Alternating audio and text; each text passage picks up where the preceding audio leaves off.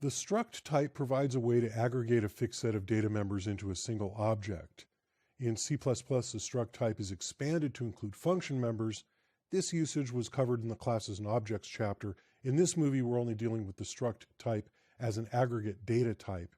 Here I have a working copy of struct.cpp from chapter 5 of the exercise files. And you notice that we have a struct definition here at the top, the keyword struct followed by the name of the structure. And inside the curly braces, we have the data members, and it's all terminated with a semicolon. This is really very similar to defining a class. The difference is that the data members default to public rather than private.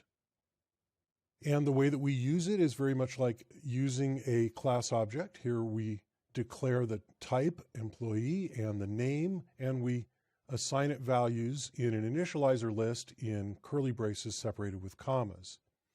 The data members are initialized in the order that they're defined in the struct, and they're accessed using the access operator, the dot, just as with a class.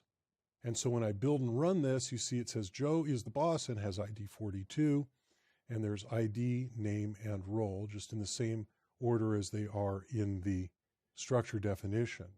And just like with a class, I can use a pointer and I can access these like this with the same pointer access operator as I would use with a class object. And I build and run and I get exactly the same result.